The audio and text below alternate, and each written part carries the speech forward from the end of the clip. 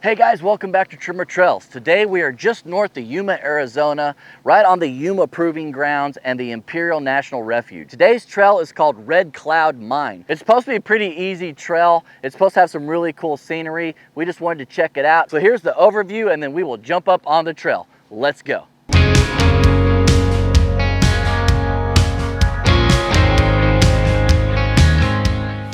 All right, so Red Cloud Mine is going to be located just north of Yuma, Arizona. Today is going to be a short and sweet trail, not very long. 13 miles, it'll take you an hour. It took us 2 hours because we hung out and checked out some things. The road itself is just going to be gravel, dirt, and a few washes that you got to navigate, nothing major. The modes I used were pretty much two-wheel drive, and I did do a couple offshoots where I did go into 4-high. The highlights are obviously going to be the Red Cloud Mine itself. The Red Cloud Mine is the #1 producing mine in the world for Wulfenite. It's a really cool after effect mineral that happened with volcanoes. We'll get into that at the end of the video. Also, you're going to be in the Imperial National Refuge, and of course the colors are going to change of the soil all the way up into the mountains, so it makes a pretty beautiful drive. Please remember that our cameras have stabilizers on them, the hills are not going to appear steep, and the bumps are not going to be as rough. Also remember that we review this and every trail at the end of our video. Now let's go check this one out.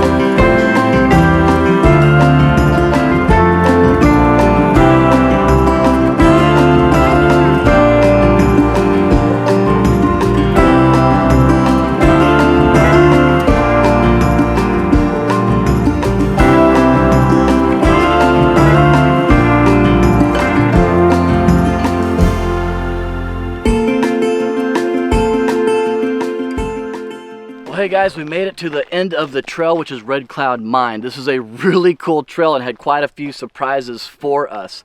We've actually met the owner of the claim. They have a massive pit here and an underground shaft where they draw up Wulfenite. This is the prized mine in the world for Wulfenite, which I didn't know about that. So we're gonna go meet Rodger really quick. He's gonna introduce some of the things about this mine. They do free tours up here. You can come up here if you're a rock hound and dig through this stuff for like 20 bucks or whatever. We met some people earlier that found some really cool things as well. So if you're into that, it's a really cool ending to a really great trail. 3 major veins out here. We have the Red Cloud vein pretty much under claim. And then you have the Padre Kino vein. The mines you passed on the right coming in, those are on the Padre Kino vein. That's a totally different vein system. If you're looking for Wulfenite, you're in the wrong vein system. And then there's the East vein system beyond that. There's about 28 different mines out here. There's only 3 major ones. The first one you pass, the Black Rock, the Red Cloud, and then 5 miles up the road, off the road, you won't see it going up to Cibola the way you're going to go, is the Clip Mine. We allow people to come out and collect on the dumps and down into the bottom of the open pit. We don't allow people to go underground here for insurance purposes. But, yep, and it's $35 a day, and you get to keep everything you find, and we have people up there working right now. One crystal alone that was found here has been appraised at over $5 million. It's in the Smithsonian. We have minerals in every major museum in the United States and around the world. We have a United States postage stamp that has a picture of our Wulfenite on it. It's first issued in the 1990s, I think 92 or 93. In Arizona's entire history, entire life of the state of Arizona, it had a state bird, a state rock, never had a state mineral. As of last year, the official state mineral of Arizona became Wulfenite, and this mine's the main reason. The lavender and greenish rock you see on top of that brown stripe or the red cloud vein there, that's all andesite lava. That's the hanging wall. Anything that's over a miner's head that's not vein is called a hanging wall. And up here where you can see it polished off, that's the footwall, and that's diorite or granodiorite, which is this material right here. This is our footwall of the vein. And the footwall obviously being called a footwall because that's what the miner stands on when he's mining the vein. That's where his feet are. This pit was done in the 1990s, specifically looking for Wulfenite. The company that did it didn't want to do any underground mining, so they mined through the first 100 feet of underground workings. That's why you can still see some of the old underground stopes there. And of course, that brown stripe across the pit with the hole and the post in it, that brown stripe is the actual red cloud vein. And what's something like that worth? Probably about $25,000. Wow. And you're the only miner, huh, that comes in here and digs this? I'm the one so far, yeah. So what causes that again? This is a secondary. It's back 60 million years ago when there was a lot of volcanic activity here. The volcanic vents were belching out a lot of gas. A lot of that gas was hydrogen sulfide, and that would get into the atmosphere and mix with the rain, with the moisture in the clouds and form a very strong sulfuric acid solution. And then as the rain fell to the ground, rainwater does what it does. It seeks the groundwater table naturally. And so some of that highly acidic rainwater leached down through the galena ore and leached out some of the lead and molybdenum from the galena, brought that into solution, and that in turn found cracks and crevices in pockets in the rock. And then as the earth slowly cooled over 60 million years, these crystals formed.